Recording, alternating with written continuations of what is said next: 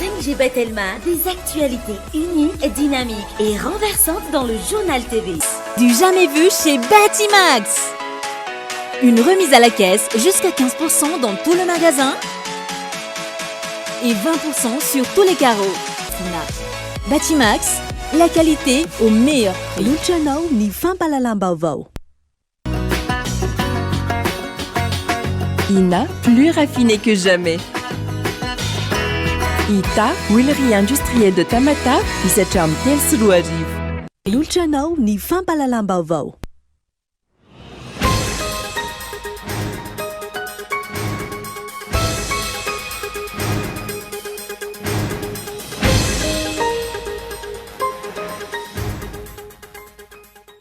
Androany tamin'ny folo maraina no nampiantsoana teo anivon'ny inspection générale de l'État ny filohan'ny HCDDED teo aloha sy ireo mpiara-miasa aminy. Anton'izany ny fanadihadiana mahakasika ny fampandehanandray raha teo anivon'ny HCDDED nandritra ny fotoam-piasany raha ny fanazavany Pierre Lenoble Navony. Mampanany zava-misy raha ny fanazavany tamin'ny mpanao gazety. Mifanohitra amin'ny lalam-panorenana iorenan'ny Repoblika fa ihany koa manohitra ny lalàna mikasika ny HCC. Ny ridina avoaka ny fitsarana misahana ny ady amin'ny fanjakana ao Fianarantsoa Omaly momba ny fitoriana napetraky ny antoko MMM. Manoloana io anoho ny fitakiana ary iaro ny zo fototra voalaza ny lalam-panorenana ny antoko malagasy miara-miaingy. Sakana ho an'ny fanenjehana ireo mpitondra ambony voatonona matetika amin'ny raha fanodikodinana volam-panjakana sy ny fanaovana kolikoly avolenta mambotry firenena ny fandalovana ireo antota taratasy eny anivon'ny anteny miram-pirenena vao azo enjehina izy ireo.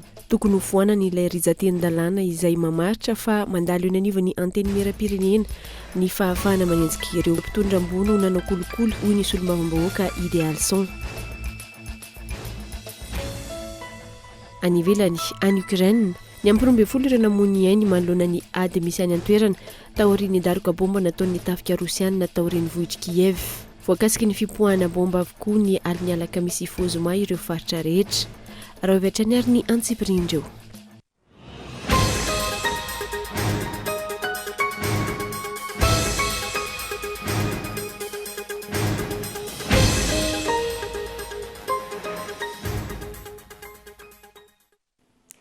Zomoi fa 20 ny volana aprily taona 2024 ankafaliana indray tomboka lasity mpovavy no hitsidiana ny tokantrano amin'ny tsy alina izy ity tonga soeta amin'ny fampalalambavao ary ampitiavana no anasananao anaraka izany hatramin'ny farany anomboantsika ny fotoana avy hatrany ary dia androany tamin'ny folo maraina no nampiantsona teo anivon'ny inspection générale de l'État ny filohan'ny HCDDED teo aloha sy ny mpiara-miasa aminy. Anton'izany ny fanadihadiana mahakasika ny fampandehanandra raha teo anivon'ny HCDDED nandritra ny fotoam-piasana raha ny fanazavany Pierre Lenoble Navony. Mampanahy ihany ny zava-misy raha ny fanazavany tamin'ny mpanao gazety. Ity tranga ity izay tsy nisy isaky ny fahataperany ny fotoam-piasana ho hatrany ny fanazavana. Tsy mbola nisy ny fampiantsoana tahaka izao isaky ny fahataperan'ny fotoam-piasana raha nambaran'ny Pierre Lenoble Navony filoha teo aloha teo amin'ny HCDDED. Amin'ny ankapobeny, fanontaniana mikasika ny fampandehanandra raha teo anivon'ny HCDDED no fototry ny fanadihadiana nataon'ny inspection générale de l'État azy androany. Tsisy resaka iny izy fa resaka fanontaniana mikasika ny asan'ny HCDDED. Tsy enquête aty any amin'ny polisy le izy na any amin'ny gendarme le izy fa karazana fanontaniana administratif manahoana ny fonctionnement ny HCDD, ny vola ampiasainy, ny olona ampiasainy, ny famoaham-bola ataon'ny HCDD. Zay le izy. Tsisy resaka hoe suspicion na détournement, tsisy resaka an'izay. Makasika ny asan'ny HCDD satria efa ny faranandry zareo moa zany ny mandahan'ny HCDDED dia manontany zareo hoe manahoana ny asanareo, manahoana fisaotsana asanareo tao. Ankilany isan'ireo rafitra ambany teti-bola ny HCDDED amin'ny fanatanterahina ny asa manerana ny nosy raha ny fanazavana. Tsy nomena fitaovana manokana toy ireo fiara tsy mataho-dalana ihany koa ny HCDDED ka mampanahy hatrany ny antony fampiantsoana androany isany amin'izany ny lonilony politika. Arakaraka izay mandray azy io. Tsy zay ny tenen'izay fa mahafaka miteny mety misy an'izay tokoa, mety sisy an'izay. Tsisy olana kely aza le izy. Satria hitanareo fa volana HCDD vola kely.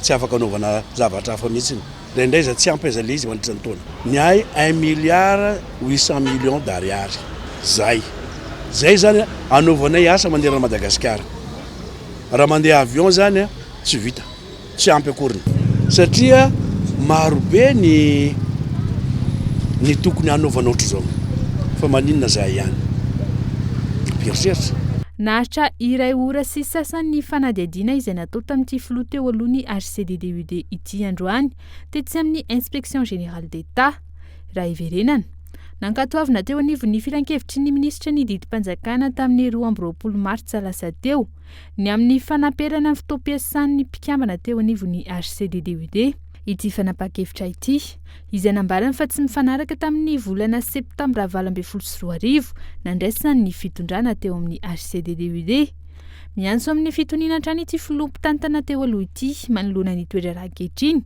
izay tsy mbola fantatra mazava izay mety hotohiny. Ankoatra ity filohan'ny HCDDUD teo aloha ity isan'ny vao antso eo anivon'ny Brown Bianco Mahajanga ihany koa i Amadamada izay filohan'ny Confédération Africaine de Football teo aloha amin'ny Rome ho avy izao. Fa mifanohitra amin'ny lalam-panorenana na iorenan'ny Repoblika fa ihany koa manohitra ny lalàna mikasika ny HCC ny didina avoaka ny fitsarana misahana ny ady amin'ny fanjakana ao Fianarantsoa Omaly momba ny fitoriana napetraky ny antoko MMM manoloana io anohy ny fitakiana ary aro ny zo fototra voalaza ny lalam-panorenana ny antoko malagasy miara-miainga onona saina. Tsy misy antony intsony hitsarana ireo fitoriana napetraky ny antoko malagasy miara-miainga ary tokony ity antoko ity no mametraka fitoriana anivon'ny fitsarana avy momba ny lalam-panorenana. Io no valin'ny fitoriana natao ny antoko malagasy miara-miainga teo anivon'ny fitsarana misana ny ady amin'ny fanjakana na ny tribunal administratif ao Fianarantsoa Omaly fanapahana izay tsy manaja ny lalàna hoy ny antoko MMM. Mampieritreritra ihany ny votoaton'ilay didy izay navoakan'ny fitsarana Omaly. Au niveau ny lalam-panorenana dia milaza fa rehefa misy fitoriana ohatran'ireny apetraka any amin'izay juridiction ametrahana anazy ka misy mametraka an'ilay atao hoe exception d'inconstitutionnalité dia miato aloha ny fitsarana izay mahazo an'ilay fitoriana dia mandefa an'ilay raharaha eo anivon'ny fitsarana avy momba ny lalam-panorenana. Fa anatin'ny lalàna mifehan'ny fitsarana avy momba ny lalam-panorenana dia misy andinin-dalàna milaza hoe rehefa miato lay fitoriana eo anivon'ilay juridiction dia mametraka amin'izay lay fitoriana eo anivon'ny fitsarana avy momba ny lalam-panorenana. Mahita izahay fa misy zavatra somary mifandipatra kely anatin'izy io. Izahay mantoko politika dia miaro ny zo fototra. Anisan'ny zo fototra misoratra anatin'ny lalam-panorenana, anisan'ny zo fototra misoratra anatin'ilay pacte international des droits civils et politiques ny fahafahana mivory ny fahafahana maneho hevitra politika. Mila mitandrina isika amin'ilay hoe tsy fitsabahan'ny pouvoir judiciaire sy ny pouvoir exécutif sy ny pouvoir législatif. Mila mitandrina isika amin'ny fiarovana ny demokrasia mazava ho azy fa mila mitandrina isika anatin'ny fiarovana ny zo fototra. Mampametra-panontaniana ny antoko malagasy miara-miainga ny fampiarana ity didim-pitsarana ity izay hitan'izy ireo fa mifanohitra amin'ny lalam-panorenana izay lalàna fototra iorenan'ny Repoblika. Mazava ny voarakitra ao anatin'ny lalam-panorenana ao amin'ny andininy 720 tokony ampiatona ny famoahana ny didy sy andefany ray ny anivon'ny fitsarana avy momba ny lalam-panorenana ny fitsarana voakasika izay eto ny fitsarana misana ny ady amin'ny fanjakana ao Fianarantsoa. Aorin'io ny fitsarana avy momba ny lalam-panorenana no mamoaka ny didina ny fanapahana milaza na ara-dalàna sy manaraka ny lalam-panorenana na tsy ilay fitoriana izay ny antoko malagasy miara-miainga no nametraka azy eto. Aorin'izay vao tokony amoaka ny didy ny fitsarana misana ny ady amin'ny fanjakana any Fianarantsoa. Araky ny voarakitra ao anatin'ny lalam-panorenana hatrany tsy ny rehetra no afaka mametraka fitoriana ao amin'ny HCC fa voafetra ihany ary isany tsy afaka manoratra mivantana eo anivon'ny fitsarana avy momba ny lalam-panorenana ny antoko politika. Arak'izany efa tsy manaraka ny lalàna ny noty navoakan'ny ministeran'ny ady tany izay nametra ny famorim-bahoaka ary mbola nampiany lehibe ny distrikan'ny Fandriana ary izao mitohy amin'ny fanapa-kevitra no raisiny fitsarana misana ny ady amin'ny fanjakana Fianarantsoa izao ireo trangana fandikan-dalàna. Tsy voahaja ny zo fototra voalaza ny lalam-panorenana fa ihany koa mitanila ny fampiaran'ilay noty navoakan'ny ministeran'ny ady tany sy mitsinjaram-pahefana izay nametra ny famorim-bahoaka eto amin'ny tany sy ny firenena. Ohatrany misy deux poids deux mesures anatin'ilay fampiarana ny noty io.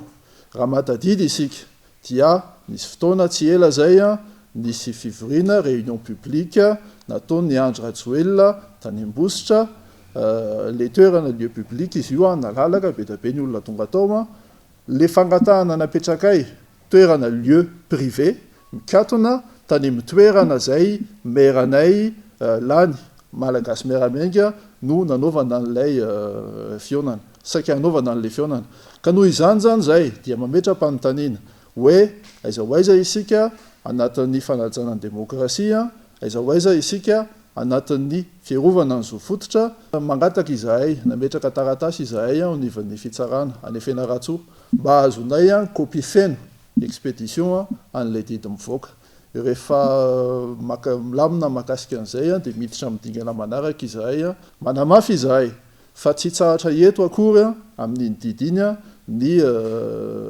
ny dingana ho raisinay makasika an'ilay fiarovana ny zo fototra io tsy aivina ny alarobia fa 7 aprily teo namoaka fanapana ny lehibe ny distrika atao fandriana fa tsy mahazo alalana ny hetsika kasainy antoko malagasy miaramainga atao amin'ny komuna imito araka ny toromarika sy ny fanambarana nataony ministra ny ady tany tamin'ny fahitalafi-pirenena izay nilaza fa tsy azo ataony manao hetsika politika ivelan'ny efitrano io fanapa-kevitra nataony lehibe ny distrika io izay tsy ara-dalàna ho ny antoko MMM ka nahatonga azy ireo nametraka fitoriana tena anivon'ny tribunal administratif atao Fianarantsoa ny alaka misy lasa teo ary izao nivoaka omaly zao ny didy tsy janona hatreo ny antoko fa anohy ny dingana ho fampanajana ny zo fototra araka ny voarakitra ao anatin'ny lalam-pandrenana araka ny nambarana izy ireo androany teny amin'ny foibetoeran'ny antoko teny ankerana tokony fantoka amin'ny fomba isiny fividianana madio sy mangarahara ary ekeny rehetra sy ny fanatanterahana izany amin'ny taona ity ny fivoriana ara-potoan'ireo parlemanta roa anomboka ny talata ho avy izao ny antoko malagasy miarimiangy androany nandritra ny valandresaka ny arahany tamin'ny mpanao gazety teny amin'ny foibetoerany ankerana mpanampanazavana voalohany aloha anisan'ny mahamaika atsika tokony misy fividianana eto amin'ny firenena amin'ity taona ity tokony misy fifidiana anankiroa zay ho tanterahana fifidiana filoam-pirenena sy fifidianana ben'ny tanàna sy mpanolontsaina ny tanàna dia ny fandinihana sy ny fanomanana an'ireo zavatra ireo no anisan'ny tokony hifantohana eo anivon'ny assemblée nationale manomboka amin'ny herinandro fa izahay amin'ny antoko politika anay izahay amin'ny antoko manana solombavam-bahoaka eo anivon'ny antenimieram-pirenena sy ny antenimiran-olona dia manaraka akaiky dia akaiky ny fanajana anareo indrindrindrindra le calendrier électoral io tsy tokony adinotsika fa hatramin'izao raha tsy diso mbola tsy namoaka ny gouvernementa an'ilay calendrier électoral le daty tokony anaovana an'ilay fifidianana nefa efa namafisiny ny fitsarana avy momba lampanireny io daty io ka mapetra-panontaniana zany amin'ilay hoe tena vonina tokoa ve ny fandaminana rehetra entina hiatrehana anio fifidiana zay tokony ho tanterahana amin'ny farantaona io efa tonga ny anivony ny fokontany avokoa ny ankamaroany ireo lisy mpifidianana vonjimaika navoaka ny CENI ho an'ny eo amin'ny faritra Antsimo andrefana maro anefa ireo tsy fahatomombanana tsikaritra ao anatin'izany raha ny fanadihadinana tao Bonhomme Élisée Kolo Toliatra maro ireo tsy fahatomombanana hita amin'ny lisy mpifidianana vonjimaika izay navoaka ny CENI farany teo ho an'ny ato amin'ny faritra Antsimo andrefana raha ny eto amin'ny fokontany tsy enige manokana maro ireo fitarainana azo amin'ny tsy fahitana ny anarana ao anaty lisy mpifidianana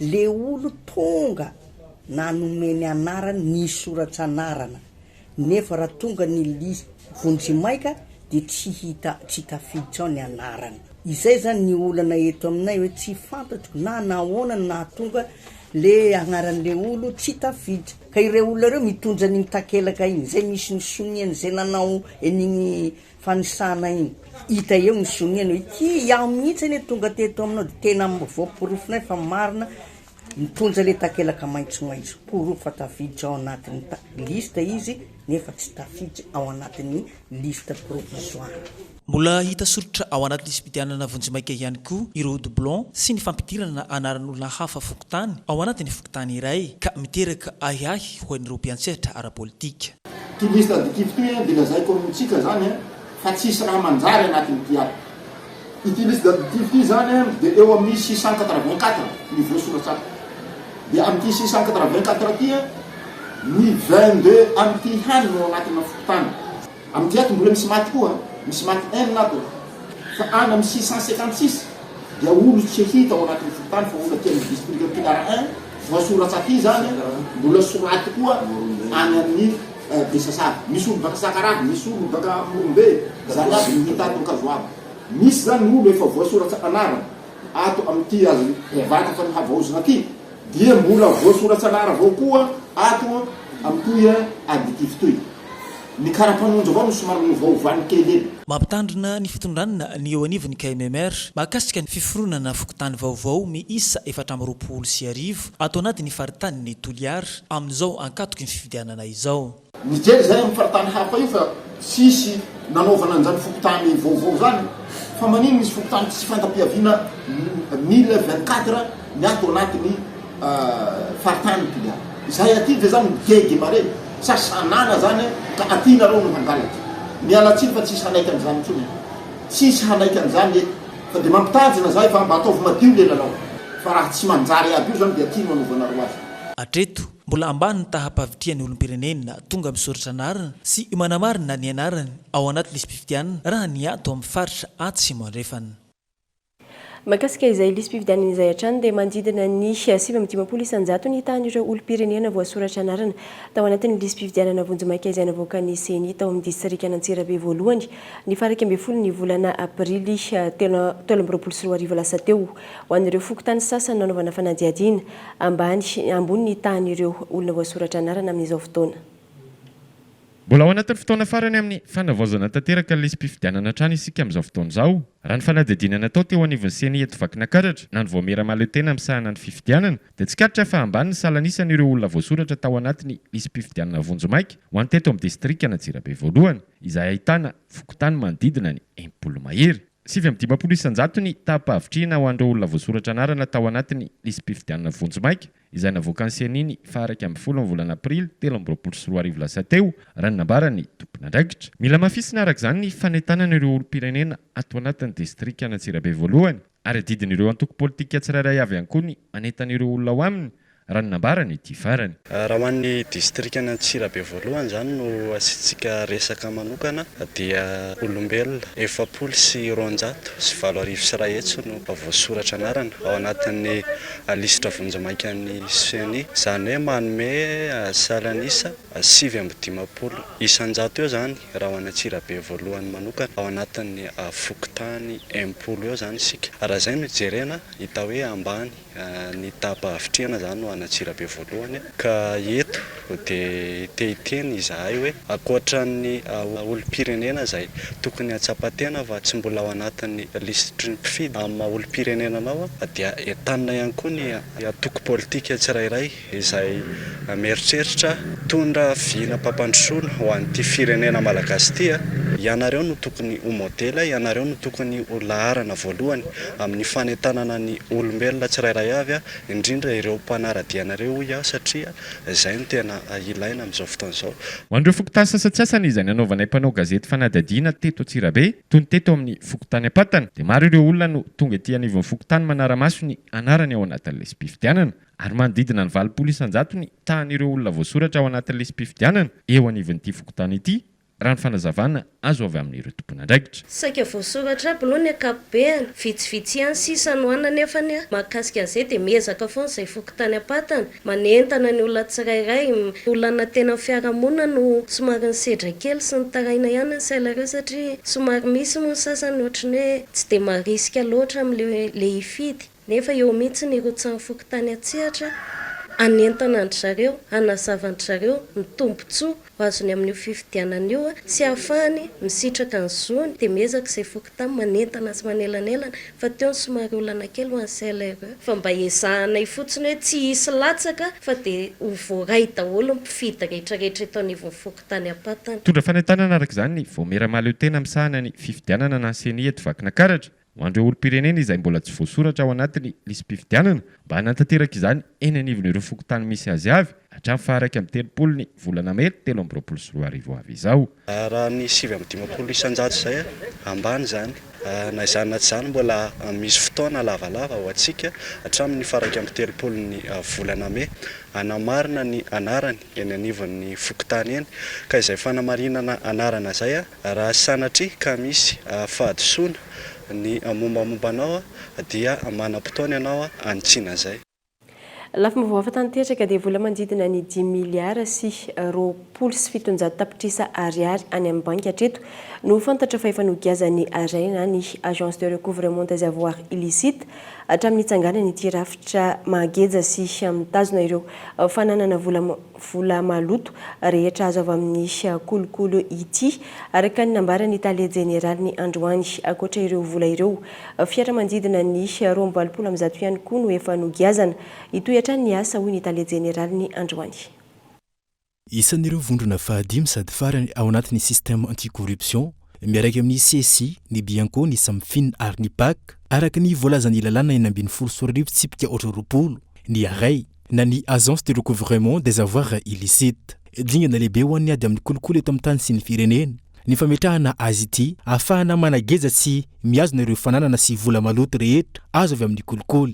Ity rafitra fahadimy ao anatin'ny système anticorruption ity no manatanteraka ireo didim-petsarana rehetra izay milaza fa voaheloka ilay olona ka ho averina amin'ny malagasy ireo fananana rehetra izay azony tamin'ny fomba tsy ara-dalàna. Raha ny hatreto aloha dia afaka manambara hoe misy any amin'ny 5 milliards 720 millions provisoire zay no efa chiffre fantatra fa am'ireo compte marobe zany voageja any amin'ny banky isan-karazany. Ny fiarakodia indray efa misy any amin'ny 220 amin'ny 100 amin'izao fotoana zao amin'ireo olona nanatanteraka an'le heloka zany dia anatin'le hoe manangona an'izany zay any amin'ny site de conservation anay amin'izao efa misy fiara maromaro isan-karazany misy camion misy fiara tsy mataho-dalana misy fiara kely etc etc misy 720 aloha amin'izao fa reo 220 amin'zato reo zany tsy maintsy atao zay ametrahana anazy anatin'ny site de conservation. Anjara asa raisin'ny AREI na ny agence de recouvrement des avoirs illicites araka izany ny fandraisana antanin'ireo rehetra izay amoahany fitsarana didy fanagiazana ary ny amerenana ao anatin'ny kitapo-bola mpanjakana ireo fananana maloto azy avy amin'ny kolikoly. Napetraka ihany koa ny fiaraha-miasa eo anivon'ny AREI sy ny chambre nationale de huissier mba ahafahana manamora ny asan'ity rafitra ity. Amin'ny fanantanterahana zany hoe recouvrement des avoirs illicites zany dia tsy afaka miasa irery ny agence de recouvrement les entités anticorruption misy anay zany tsy afaka miasa irery fa tsy maintsy miara-miasa amin'ny entité maro dia anisan'izany ny chambre nationale des huissiers commissaire priseur ohatra zany hoe anatanteraka an'ireo lavanty ny fananana confisqué tsika na ny fananana saisie zany ka nazahoana alalana avy any amin'ny fitsarana ny fanaovana an'izany lavanty zany dia tsy maintsy miditra ny-sehatra ireo officier ministériel ny huissier de justice zany na ny commissaire priseur amin'izay lavanty ny bien izay fa tsy ny agence akory manao an'ilay lavanty manao ny agence fa miaraka amin'ny huissier de justice sy ny commissaire priseur dia mila apetraka mazava tsara ahoana ny fototra an'izay fiaraha-miasa zay satria mila miazakazaka tsika amin'izao amin'ny fanatanterahana n'izay andraikitra fanaovana ny recouvrement des avoirs illicites zay. Na efa manana lalàna feny recouvrement des avoirs illicites isika eto Madagasikara amin'izao fotoana izao ilaina hatrany ny fanatsarana sy ny fampanarahana ny toetrandro io lalàna io mba hifandraika amin'ireo lalàna iraisam-pirenena izay nankataovy ny Madagasikara. Tokony hanana lalàna manome fahefana feno ireo rafitra miady amin'ny kolokolo isika eto Madagasikara raha ny fanazavana hatrany. Fasakana ho an'ny fanenjehana ireo mpitondra ambony voatonona matetika amin'ny raha fanodikodinana volam-panjakana sy ny fanaovana kolikoly avolenta ny fandalovana ireo antota taratasy eny anivon'ny antenimieram-pirenena vao azo enjehana izy ireo. Tokony foanana ilay rizateny-dalàna izay mamaritra fa tsy maintsy mandalo eny anivon'ny antenimieram-pirenena ny fahafahana manenjika ireo mpitondra ambony ho manao kolikoly hoy ny solombavam-bahoaka Idéalson Androany manoloana ny olan'ny HCJ. Hita taratra ankehitriny fa mampitavozavoza ny raharaha-pirenena sy ny fampiakana ny tany-tandalàna ary ny tolérance zéro amin'ny fanenjehana. Ireo mpitondra ambony nanao kolikoly avolenta nisy teto amin'ny firenena ny fomba fiasan'ireo solombavam-bahoaka ny Madagasikara. Sakana ho an'ny fanenjehana ireo mpitondra ambony hoy ny solombavam-bahoaka Idéalson ny fandalovan'ireo antota taratasy eny anivon'ny antenimieram-pirenena. Tokony ho foanana ilay rizantenin-dalàna manome fahefana ireo solombavam-bahoaka handinika ireo antota taratasy ireo mba hanamora ny mpikambana eo anivon'ny HCJ na ny haute cour de justice. Ilay tsy rijanteny-dalàna na metra na maritra hoe lasa mandalo aty amin'ny antenimieram-pirenena lay fanenjehana iny no sakana raha itsika andeha handroso amin'ny tsaratsara kokoa dia foanana iny rijanteny izay andraisan'ny solombavamboaka anjara amin'ny resaka fanenjehana anivon'ny haute cour de justice. Ny antony dia zao, zany fitsarana zany raha ny lalam-pandroeny ny jerena dia araky ny lalàna tsy tokony hidirany resaka politika. Ny fidirany zany solombavamboaka zany ao anatin'ny pitsopitson'ny paikady dia mampisy endrika politika amin'ilay fanenjehana. Za alepi tsara le miteny zay. Araka ny fantatra, tsy mahafeno ny fetrisa tadiavina hatrany ireo solombavamboaka tonga mivory rehefa tonga ny fotoana hanaovana ny fandiniany ireo antota taratasy izay efa nalefa ny ACJ eny anivon'ny antenimieram-pirenena. Mampitarasuka ny asa izany raha ny fanazavana. Fitsarana avo mahafitsarana azy misy an'ireo rantsana mpanao fanadihadiana sy ny karazana ireo vitany tsara ny asa. Izahay zao anatin'ny formation de jugement mpamoaka didy dia vonona ohatra ny antota taratasinaty fa rehefa makety amin'ny antenimieram-pirenena izay tsy mpikambana izay rehefa etya dia mikatso noho ny fampetsoana ilay mpikambana tsy feno foana dia lasa zary hivadika déni de justice ozy ny any amin'ny fitsarana hoe enjehany lalam-panorena amin'ny déni de justice. Dia mba tsy tafidirantsika amin'ny zavatra dia tokony ovaina ny lalàna momba ny haute cour de justice dia sorona tao ny fandraisan'ny solombavamboaka anjara amin'io resaka haute cour de justice dia miravina irara. Mipetraka ny fanontaniana, tsy laharam-pahamehana ve ny fanenjehana ireo afitantroka mpanao kolikoly sa inona marina no tena tanjona ireo solombavamboaka ho apetraka. Antenena fa handeha eo anivon'ny antenimieram-pirenena amin'ity fotoam-pivoriana manomboka ny talatao avy izao indray ireo antota taratasy maromaro izay tokony andraisana fanapahan-kevitra. Miantena ny ny primature ny didy fampiarana ilay lalàna mikasika ny boky rovitra izay natao hamahana ny olany fananantany eto Madagasikara. Io lalàna io izay mbola tsy nisy ny didy fampiarana roa taona mahery aty aoriany ny nahalany azy teny anivon'ny antenimierampirenena Rotonta. Daniela Minorso. Mbola tsy nivoaka mihitsika ny anivon'ny ministera ny fitsarana hatreto ny didy fampiarana ilay lalàna mikasika ny boky rovitra izay natao hamahana ny olany fananantany eto Madagasikara. Efa nilaza ihany koa ny minisitra tompon'andraikitra fa mitohy ny fakakefitra momba izany roa taona teo aoriany ny nahalany ilay lalàna teny amin'ny antenimierampirenena Rotonta. Androany, nanamafy ny sekretera jeneraly ny ministera ny fanajariana ny tany sy ny fananantany fa eny anivon'ny primature no mampihetsika ny didy fampiarana io lalàna io. Ny atoato angamba dia eo amin'ilay resaka boky rovitra araka nataony andeha matoa minisitra koa fa nisy lijateny efa lasa eny amin'ny primature ali izy dia miandry fotsiny tsika ahafahana mandinika an'io au niveau-ny conseil du gouvernement sy conseil des ministres le resaka boky rovitra io koa tena anisan'ny zavatra olana lehibe amin'ny resaka fananantany eto Madagasikara. Fototra iorenany fampandrosoana ny Madagasikara ny sehatry ny fananantany ary ahafahana mametraka fiarahamonina mirindra sy mitandro ny tany tandalàna. Tompon'antoka amin'izany avokoa ny rehetra, indrindra ny sampandrarany ny fananantany, ny fikajiana ny taratasy fananantany, ny mpiandraikitra ny fandrefesantany, ny fitsarana ary ireo tompon'andraikitra eny amin'ny firaisana sy ny commune. Mbola olana goavana miteraka disadisa eny anivon'ny fiarahamonina ihany koa amin'izao fotoana ny momba ireo terrain coloniaux na ny tanin'ny mpanjanaka. Raha ny fanazavana, mbola hojerena manokana ihany koa ny mikasika izany. Io moa zany efa nazavain'Andriamatoa minisitra foana hoe efa nisy volavola rijateny na texte natao tamin'ny zavatra io dia ohatrany mbola somary elaela izy dia mbola hojerena manokana mihitsy araka ny tenin'Andriamatoa minisitra hoe tsy maintsy hojerena koa io resaka tany ho an'ireo tany colon terrain coloniaux moa zany filaza azy hojerena mihitsy io satria io koa anisan'ny miteraka olana eto Madagasikara be loatra efa betsaka ny tanyreo mpanjana tany reo nefa misy manajary manino efa mataonany maro fa tsy maintsy mbola hojerena manokana amin'ny resaka texte momba ny terrain coloniaux io. Fototry ny adi-tany eto Madagasikara ny tsy fisiany ny karatany na taratasy manamarina ny matompo-tany ny olona iray. Nisy araka izany ny hetsika nataon'ny ministera tompon'andraikitra tao anatin'ny herinandro ny karatany. ezaka natao nandritra izany ny hoe fanomezana karatany mora tsotra ary manakaiky vahoaka anatrarana ny tanjona napetraka mitondra dia ny fizanana karatany misy sarota-pitrisa hatrany amin'ny farany taona 2022 ankilan'izay anefa tokony hojerena ary avoaka ao anatin'ny fotoana fohy ny lalàna mikasika ny bokirovitra izay natao hamahana ny olana fananantany eto Madagasikara eo ihany koa ny mikasika ny tanin'ny olon-tsotra izay tsy vita titira sy ny mikasika ireo tanin'ny mpanjanaka. Dia ihany koa mamatrana ny tapany voalohany fampahalam-baovao aorian'ny dokam-barotra isika miverina eto ao anatin'ny tapany faharoa.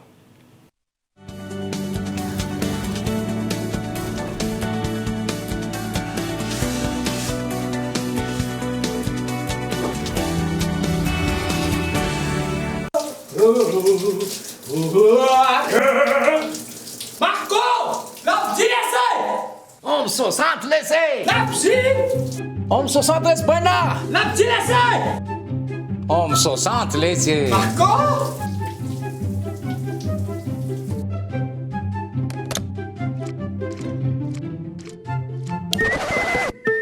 Balika homme 60 jiro antona telo lehibe jiro entanana ray mandeha amin'ny herin'ny masoandro avokoa ary afaka mamahana finday manomboka amin'ny 700 ariary monja isan'andro mandra-pahefanao ny vidiny manontolo. Balika mamiratra no aviko. Homme 60 Ina dia vita amin'ny soja voafantina mba hampatsiro ireo karazan-tsakafo karakarainao. Ny menaka Ina dia ahitana oméga 3 sy oméga 6 ary ara-pahasalamana no notrikaina entin'ny soja. Ina ilay menaka manome tsirony nahandronao isan'andro.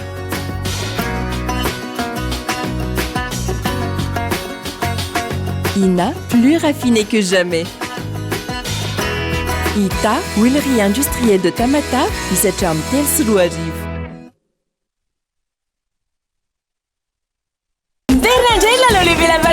Andao ilalao fa loka maro no zaraina ampitomboiny vitanao fa mety azahoana alitra amin'ny fiarakodia. Fiarakodia tsotra ny fomba fandraisana anjara manangona étiquette triangle à la vache qui rit N misy sary personnage Disney samihafa apetao amin'ny taratasy fotsy misy anarana ny adresse ny CIN ary numéro téléphone anao atao anaty valopy aratero mivatana any amin'ny somadis tsara lalàna na alefaso amin'ny boîte postale 590 ny fisarihana dia atao amin'ny alarbi fito jona amin'ny roa ora ao amin'ny somadis tsara lalàna la vache qui rit parce que c'est bon de rire.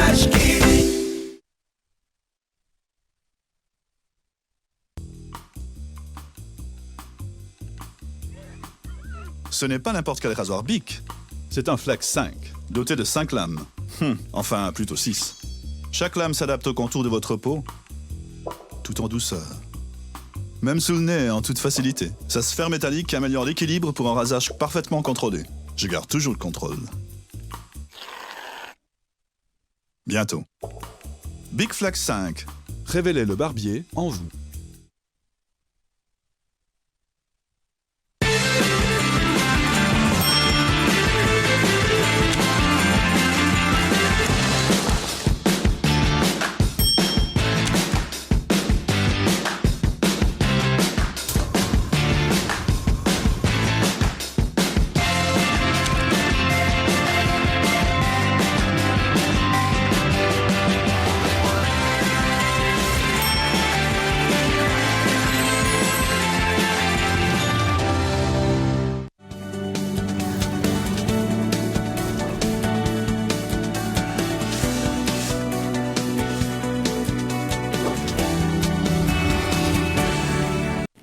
Isaona trany ianao tsy misaraka aminay mamerina ny araba tonga soa indray raha atao anatin'ny tapany faharoa ny fampahalam-baovao hanomboantsika izany avy hatrany dia raha toka manodidina ny 5 alina hektara izy amin'izao fotoana velarantany hatramin'ny 4 hektara amin'ny faritra maro eto Madagasikara no ahina ho rakotra valala noho ny fahataran'ny fandraisana andraikitra avy amin'ny mpitondra fanjakana ny famonoana valala izay tsy nisy afa-tsy 2 alina hektara no vita nanomboka ny volana novambra taona 2022. Ny tampivoaran'ireo tsakorana teto amintsika nanomboka ny volana oktobra 2022 no voalaza ho antony nampirongatra indray ny valala tamin'ity taona 2022 ity. Raha ny vinavinana atreto tafiakatra tany amin'ny 5 alina hektara ireo velarantany ahitana andiambalala amin'izao fotoana ary ina hita izany afaka volana vitsivitsy raha tsy misy fandraisana andraikitra sy famonoana atao. raha ny antotanisa voaray anefa tsy misy afa-tsy 7 sy 700 hektara no voararaka fanavody nanomboka ny volana novambra 2024 hatramin'izao fotoana ka ny 53 hektara tamin'ireo tamin'ny alalan'ny fiaramanidina ary ny 7 sy 907 hektara tamin'ny alalan'ny famendrahana antanety. Isan'ny toerana ahitana ny andembalala ny ao amin'ny commune Mandrosinoro, distrika Ambatofinandrahana, faritra Amoronmania, ny ao amin'ny commune Ambia, distrika ny Osy, faritra Iorombe, eo ihany koa ny amin'ny distrika ny Ampania Andrefana sy Betiko Atsimo. Ireo faritra ireo izay fanorarahana fanafody avokoa. Raha ny fanazavana mitoy ankehitriny na dia atao amin'ny Valala ary isan'izany ny any Malaimbandy, Ambatofinandrahana, Miandrivazo, Mahabo, Beroro sy Kalamavony. Ireo faritra sy toerana ireo izay novoatina fitaovana ahafahana manantanteraka ny asa. Nanentana ny mponina ifanome tanana ihany koa ny ministra tompon'andraikitra. Mba miara-miasa amin'ireo teknisiana amin'ny fampalalana fa indrindra tandremana koa mba tsy hinana n'ilay Valala efa namendrana fanafody satria tsy mahasalama. Zay azo ny tantsahatao zay avondrona anatin'le hoe vondrony fotony, vondron'olona fotony miady amin'ny Valala satria nisy amin'izy ireo mihitsy nanao hoe zay koa mba tena andray anjara dia hametraka an'ireo vondron'olona fotony any amin'ny fototra mihitsy miady amin'ny Valala isika dia manaingana ireo tantsako hiaraka isalahy. Ateto aloha tsy mbola voafeny Andriambalala eto amintsika ary faritra maro no misedra fahavoazana vokatra izay. Raha ny fanazavana avy amin'ireo teknisianina eny fotony manodidina ny 4 hektara ny faritra Orakitra Valala amin'ity taona ity. Vokatry ny tsy fandraisan'ny fanjakana fepetra ara-potoana ary inahitatra amina faritra maro manerana ny nosy izany. Ankilan'izay mbola olana tsy voavaly ihany koa ny mikasika ny karaman'ireo mpiasa misehatra amin'ny famonoana Valala. Maro tamin'izy ireo no nitaky tsy nahavoaray ny karamany raha tsy ilaza afa-tsy ireo mpiasa eo anivon'ny FVM na ny fitoerana famongorana Valala eto Madagasikara ao amin'ny faritra Atsimo Andrefana. Araka nefa natsidika teo dia manambahiny ny sampana fampalalambavao amin'ity alina ity dia Andriana Varona Herzo filohan'ny SSM sy ny SMMV resaka indrindra mahakasika ny asa sy ny tontolon'ny asa amin'ity alina ity. Miarabanao tonga soeto amin'ny plateau-ny kolo fantaniky voalohany avy hatrany amin'ny maha-syndicat-nareo manahoana ny fahitanareo an'izany hoe tontolon'ny asa eto Madagasikara zay. Faly miarabanao namana Ilaria, miaraba ny mpanaraka ny vaovao ihany koa amin'ity takariva ity, miaraba ny teknisianina. Ny resaka momba ny asa eto Madagasikara dia mandalo fotoan-tsarotra tokoa amin'izao fotoana izao. Inona moa ny antony dia raha antsika mahalala fa mitotongana izay tsy izy ny fahefa mividy mpiasa, miakatra izay tsy izy ny vidim-piainana ary ny karama nefa dia tsy mitombo fa ny eo ihany ny eo. Amin'izao fotoana izao zany dia manano sarotra ary raha miresaka moa zany hoe asa mendrika izany dia tsy amin'izao tsony ngambany zany no ilazana an'izany asa mendrika izany satria ny asa mendrika izany aminay dia asa mahavelona. Maninona moa zany asa mahavelona zany? Asa mahavelona ahafahana tsy mierikerika amina zavatra hafa intsony. Fa amin'izao fotoana izao raha hiandry karama isam-bolana ianao dia ngambany eo amin'ny tapa-bolana eo herinandro dia ny ankebiazany dia efa lany daholo ny karamany dia lasa tsy mifantoka intsony ao anatin'ny asa fa lasa mieritreritra hoe inona indray mifanampina asa. Izay zany mahatonga an'le hoe eto zany amin'izao fotoana izao tsy mahavelona ny olona intsony ny asa amin'izao fotoana izao satria izay ny antony ny karama tsy miakatra, ny vidim-piainana nefany misondratra foana andro aman'alina. Ina mety hoe antony avy amin'ny loharano mihitsy amin'ny mpampiasa ve sa hoe ny fiainana mihitsy sa hoe mpitondra sa ny tena antony mahatonga izay rehetra izay? Ny antony dia mazava ho azy fa ny toe-karentsika aloha dia tsy mifanaraka amin'izay fandrosoana izay tediavina mba ahafahana mamelona ny mpiasa sy ahafahana ny orinasa miroborobo. Izay zany ny zavatra misy aloha. Ary ny paikady ara-toe-karena izay entina ihany koa dia ahitana taratra n'izay zavatra iray izay. Faharoa, ny eo amin'ny lafin'ny fitantanana dia mbola anjakan'ny tsy fandriam-pahalema antsika, anjakan'ny kolikoly ary miresaka fanjakana tsara tantana moa zany dia ahitana taratra ny hoe mbola tsy mipetraka tsara eto Madagasikara izay hoe fanjakana tsara tantan'izay. Izay zany no antony iverina fa mahatonga ny mpampiasa vola izay tsy masa mampiasa eto Madagasikara na zany teratany na zany vahiny, satria ny antony dia tsy mahatompon-tsony izy an'ilay sécurité ny investissement eto amintsika noho ireo anton'ireo hoe manjaka loatra ny tsy fandriam-pahalemana, mbola be dia be ny resaka kolikoly ary amin'izay resaka fanjakana tsara tantan'izay, satria mbola na miresaka eny amin'ny resaka fitsarana fotsiny ohatra zao dia manahirana dia manahirana ho an'ny manandrara ny resaka fitsarana, satria tsy mipetraka araka n'le hoe fahefa-pitsarana mahaleo teny intsony ny zavatra misy amin'izao. Ezaka atao karazany hoe vaindohan-draharaha ao anatin'izay ahafahantsika mahazo anatao hoe asa mendrika izay anisany voizan'ny mpampiasa vola eto Madagasikara. Ny vaindohan-draharaha angambany dia araka le niteneniko teo hoe sahala amin'ny lohahevitra izay nentinay nankalazana ny fetin'ny asa tamin'ny heritaona dia no hoe mitaky famoronana azy, faharoa tany-tandalàna, lavitry ny kolikoly, mandry fahalemana. Tsy misy afa-tsy izay ary mila programme économique matipaika ny firenetsika mba ahafahana mivoaka amin'izao fahantrana lalina izao, mba ahafahany ny orinasa tsirairay ihany koa mahazo vahana ary mba ahafahany mpiasa mba mahita masoandro miratra, mahita asa, satria be dia be ny tsy anasa koa izay amin'izao fotoana izao, be dia be ny secteur informel amin'izao fotoana izao. Zany rehetra zany mila arindra sy mila ampifandraisina daholo mba ahafahantsika mahita fahombiazana ao anatin'le izy. Efa natsidika teo ihany ny mahakasika ny voalohan'ny volana May izay hoe iresahana izay asa izay amin'ny maha syndicat-nareo, mety misy hetsika ve atao amin'izay volana May fankalazana ny fetin'ny asa izay? Ny amin'ny voalohan'ny volana May dia tsara ho fantatritsika fa fankalazana maneran-tany io ary ny syndicat dia mandray anjara amin'izany foana isan-taona. Izany fankalazana izany dia carnaval lehibe mifanao maneran-tany, izay ampahafantarany mpiasa an'izany hoe fety izany, izay fanehoana an'izany hoe fetin'ny mpiasa zany, fetin'ny asa zany.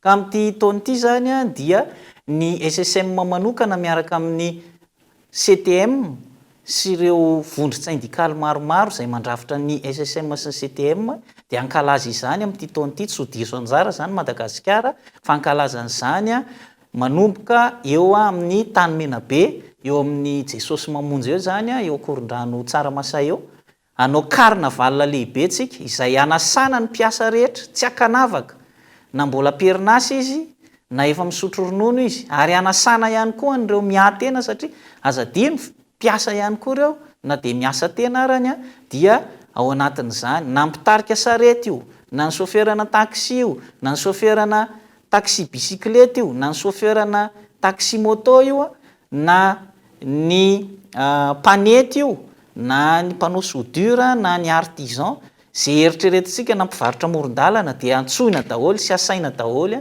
mba hiaraka aminay faly amin'izay hanao carnaval lehibe tsika manomboka eo tamin'ny Menabe hiazo makivaky an'iny Akorondrano iny mandra-pahatonga any amin'ny stadina Larobia, izay ahafahantsika mihaino ny kabary sy misy zany ny fety izay atao amin'io fotoana io.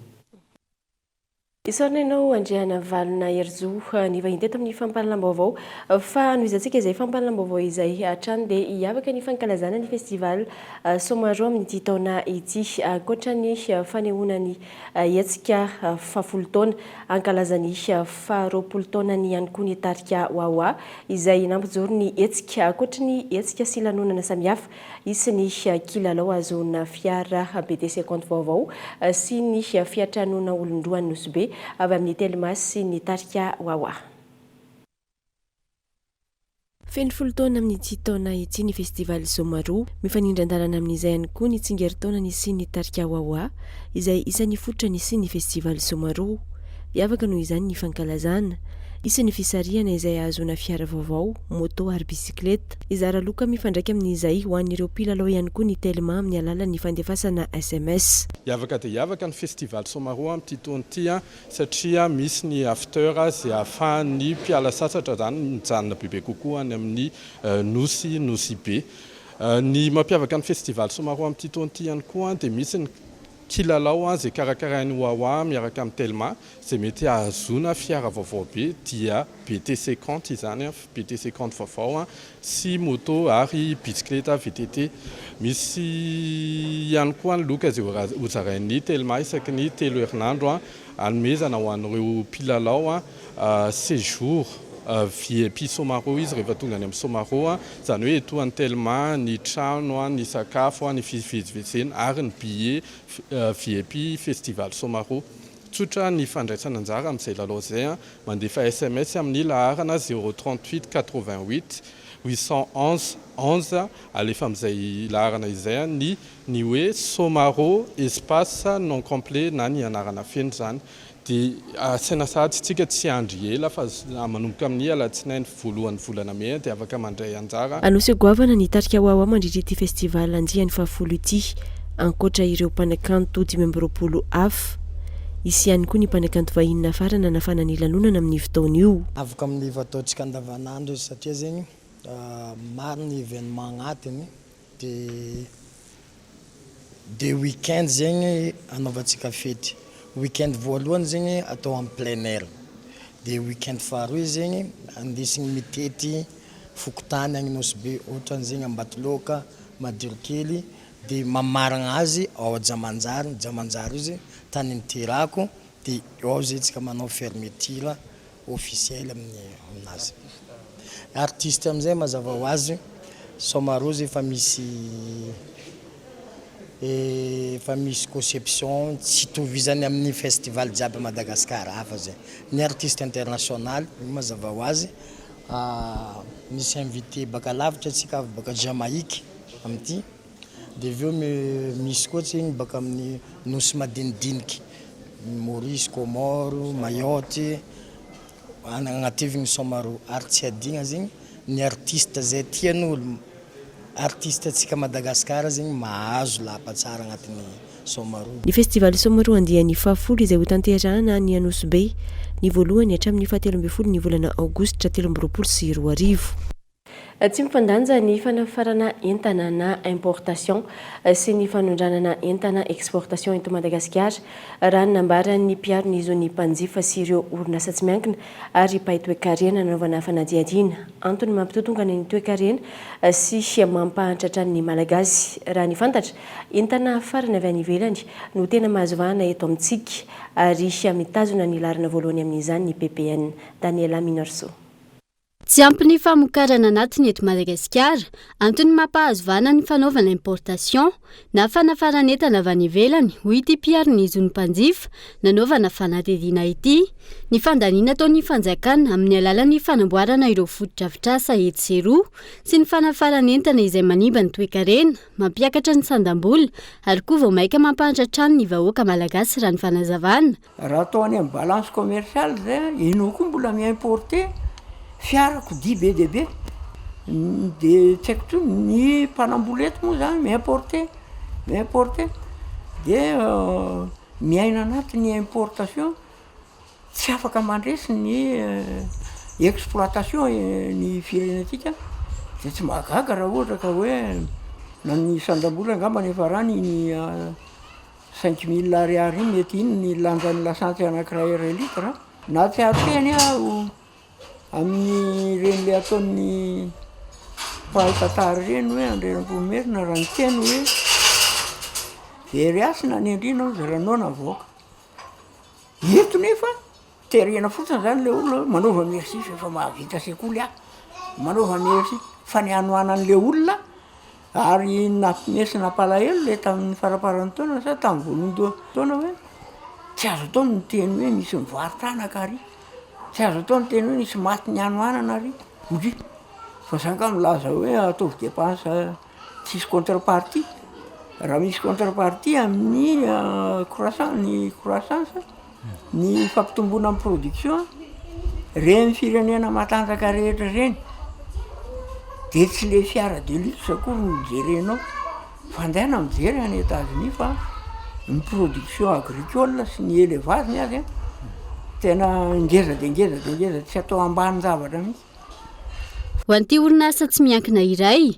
misehatra amin'ny fitaterana entana an-dranomasina ity izao PPN na entana fampiasa amin'ny andavanandro toy ny vary sy lafarinina milanja 70 taona isan-kerinandro no taterin'izy ireo miditra eto Madagasikara. Izany hoe PPN avokoa ny 700 isan-jato ny importation'izy ireo raha ny fanazavana. Raha ny STM manokana izany zao dia ny importation tena be dia be, importation tena betsaka, dia ny exportation eo ihany. Tsika moa zany ny exportation mandeha eto amintsika no dia resaka terre industrielle reny produits locaux toy hoe poivre, sakamalao, tsaramaso, voanjo. Dia eo ihany koa ny ara-malagasy izay ny exportation fa ny tena betsaka aloha zany ankabetsahan'ny opération mandeha dia ny importation. Vary sy lafarina aloha zany betsaka mihoatran'ny marchandise hafa. Io zany tena betsaka. Vary moa zany indrindra. Araka izany, tsy mifandanja ny fanafaran'entana na importation sy ny fanondranan'entana atao eto Madagasikara. Vahaolana tokana fanamamany olana teraka izany ny famokarana anatin'ny rano fanazavana. Ilana ny fiaramiantan'ny rehetra ny sy ny fampandrosoana maharitra sy lovain-jafy eto amin'ny firenena ou ny action nationale pour l'éducation au développement durable androany. Izy ireo izay nanao fampiofanana ireo mpiantsehatra isa-tokony ary miasa amina faritra maro eto Madagasikara isin'izay fampandrosoana maharitra eto amintsika izay. Anisan'ireo asa isiarany ANED na ny Action nationale pour l'éducation au développement durable ny fitantanana aradrariny ny tontolo iainana. Ny ANED izay manaitra ireo hervelona isan'ny tokony hiara-entana hiady amin'ny fandripahana ny ala misy eto Madagasikara. Risesina fauna, risesina flore anatiny efa miaina. Manindra izay koa ny effet changement climatique. Manindra izay koa ny fampiteny fragmentation de ala. Dia mientraika amin'ny hoe service écosystémique ilay izy. Miaina ny rano, rava ny mofona. Tsy vitan'izay ala ny resana. Fa rava ny ala, rava ny mofotany, miaina ny biby sy ny zava-maniry. Dia koa mbola toy tonga ilay tao hoe espèce en pression. Izay ilay izy. Dia tena olana koa. Tena olana amin'ny firenena an-dalam-pandrosoana na hoe tsy dia mandroso loatra ohatra antsika dia ny fotoam-polo isambolona sy ny fifilamonina migration. Izany hoe ny fitantanana mihitsy zany aloha tsy mirindra. Tsy tokony hanina amin'ny fanentanana fotsiny ihany ny fanjakana sy ireo mpiantsehatra amin'ny fiarovana ny tontolo iainana fa iroso amin'ny fanabeazana ny tsirairay ihany koa. Ilaina araka izany ny fiaramientana sy fampizarana andraikitra eo amin'ny fanjakana sy ny sehatra tsy miankina. Rehefa hifilamonina ianao dia tokony misy passeport, misy carnet, aviaiza ianao dia ho aiza. Rehefa tonga amin'ny toerana anankiray ianao dia tokony ohatra misy accueil mandray ianao hoe taiza ianao dia ho aiza. Satria ny olona tsy fefeny. Izao no tenena atako aminay ato efa misy rindran-tanana amin'ny fitantanana amin'ny tontolo iainana. Efa misy rindran-tanana amin'ny asa fampandrosoana. Ka ao namanay ianao anao izay zavatra izay tonga aho asoava tsara. Fa ohatra anao no zavatra mifampitra an'izany dia ndana mivelona mody. Ao anatin'izay fanabeazana ho amin'ny fampandrosoana maharitra izay, miara-miasa amin'ny Ministeran'ny Fampianarana Teknika sy ny Fanofanana Arakasa ny ANED, eo ihany koa ny Ministeran'ny Fanabeazam-pirenena sy ireo fikambanana maro mitovy fomba fijery aminy ny fampandrosoana maharitra sy lovain-jafy. Ny faritra Menabe, Melaky, Dianary, Analamanga no isiaran'ny ANED mivantana. Misy ihany koa amin'ireo faritra hafa iarahana amin'ny fikambanana tsy miankina isan-tsokajiny. Anatin'izany, mampianatra sy mampiofana, mandray andraikitra ho fiarovana ny tontolo iainana, isin'ny fampivelarana ny maha-olona, manaja ny fampiatiana no isan'ny ataon'ny Action nationale pour l'éducation au développement durable na ny ANED. Namoaka tanora mitondra andiany sedra tamin'ny fomba ofisialy ny teo anivon'ny commune urbaine Antananarivo androany. Antony lehibe iray amin'izany ny anampiana ny vahoaka raha sendra olana Richard Labarvelo. Ny tombo avy roeny ny isan'ireo mpamonjy voina tamin'ity taona ity raha toka vitsy isan'ireo misana izany andraikitra izany teo aloha. Tanora miisa 200 no navoaka ho polisy munisipaly raha toka 500 sy 100 ny isan'ny polisy amperinasa. Ankilany zato nisan'ireo mpamonjy voina ary 770 no nandray galona. Naharitra nandritra ny iray taona ny fiofanana ho an'ny polisy munisipaly raha troka 9 volana ho an'ny mpamonjy voina. Ny mpamonjy voina dia zato no naseho teo ambany faneva androany. Ny nandray ny galona kosa dia 770. Raha ny tombanezaka tao nanomboka ny taona 2024 dia avroeny nisan'ny mpamonjy voina ankehitriny. Raha 50 ny mpamonjy voina tamin'ny janoary taona 2024 dia 427 izy ireo amin'izao ary ny zato naseho ambany faneva androany no manohy ny fiofanany ankehitriny. Tanora maro entina aparitaka eraka Antananarivo renivohitra. Ny polisy munisipaly ny andraikiny dia voalaza ao amin'ny lalàna 724 tsipika 420 ao amin'ny andininy 750. Raha ho tany saitsika dia lava be manpejy maromaro 100 tsy ampy azy. Fa fiesika amin'ny anankitelo fotsiny hoe sûreté, salubrité, tranquillité, filaminana, fampanarahana ny fahadiovana, ny fitoniana amin'ny tenin'ny mpanao lalàna dia ny hoe police administrative. Dia araka izany dia izy ireo no ataontsika hoe force de police eo ambany fiahin'ny ben'ny tanàna n'Antananarivo. No tanterahiny androany famohanany andiany sedra taorian'ny fiofanana sy fanadinana natao tamin'izy ireo ary aparitaka hiasa amin'ny kaminina Antananarivo renivohitra. Fa mitatra any amin'ny faritra ny disadisa eo amin'ny Sampino Jesosy mamonjy amin'izao fotoana izao. Isan'ny nahitana fifandirana ny amin'ny distrika Nambanja izay niafara tamin'ny fikatoana ny fiangonana Jesosy mamonjy tao Antoerana. Antony fanapakevitry ny OMC tany Antoerana raha ny fanadihadinana tao ny fisorohana ny fifandonana eo amin'ny Sampino izay tsy nilamina teo aza ny fiakaran-draharaha teny amin'ny fitsarana. Ny andaniny izay tsy manaiky ny ialan'ny mpitandrina raha mitaky nisy ny mpitandrina vaovao voatendra ny fohibe ny ankilany. Tsy mbola fantatra hatramin'ny androany ny fotoana iverena ny fisokafan'ny fiangonana indray. Fa amin'ny maresaka avy any ivelany kosa indray dia any Ukraine ny ampy 12 ireo namono ainy manoloana ny ady misy any Antoerana taorian'ny daroka bomba nataon'ny tafika rosiana taorian'ny vohitra Kiev. Voakasika ny fipoahana bomba avokoa ny aliny alaka misy fony zoma ireo faritra rehetra. Fanampanazavana eo amin'ny sariny France 24. Au cœur du bâtiment éventré. Tanàna maro ao Ukraine omaly alina ny miaran'ny daroka bomba nifanisy nataon'ny tafika rosiana. Potika nandritra izany ny trano lehibe toeram-ponenana ho an'ny tao amin'ny tanàna ny Homanina. Niisa 2 ireo bomba nilatsaka ary niteraka fahasimbana tamin'ireo fotodrafitra sarany nambaran'ny tompony andraikitra tany Antoerana. Miisa 12 hatreto ireo fantatra fa namony ainy taorian'izany. Naneho ny alahelo ny ireo mponina manoloana ny fahavoazana nanjady tamin'izy ireo. Nanomboka androany maraina ny asa fikarohana ireo ny arambona sy ny famonjena nataon'ireo mpamonjy vonina. Ijery ny zava-nisy ary nitondra ny teny fampiononana ho an'ireo mponina nandritra izany ny ministry ny aditany Ukrainiana. Miomana any amin'ny anoerana ny fandrosoan'ny tafika Rosiana amin'ny ilany atsinanana sy atsimon'ny Ukraine ny tafika Ukrainiana ankehitriny raha ny fanambarana nataon'ny fitondram-panjakana ny Antoerana. Qu'elles occupent actuellement dans l'Est et le Sud. Izay ireo tompoko lasy tompoko vavy no masakazona tolotra tamin'ny ity alina ity ankasitrahana feno anao nanaraka izany hatramin'ny farany Shirampitso amin'ny valora alina ny fotoanantsika manaraka eto amin'ny fampahalaam-baovao mandra-piona tompoko.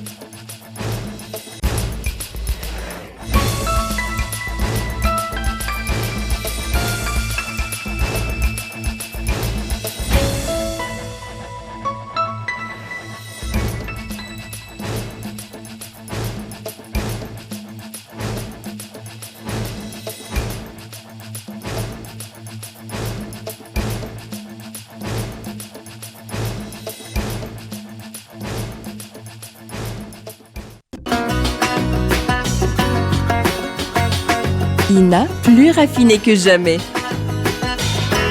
ITA, huilerie industrielle de Tamata, Isacham Telsulu arrive. vous a présenté Nivavo.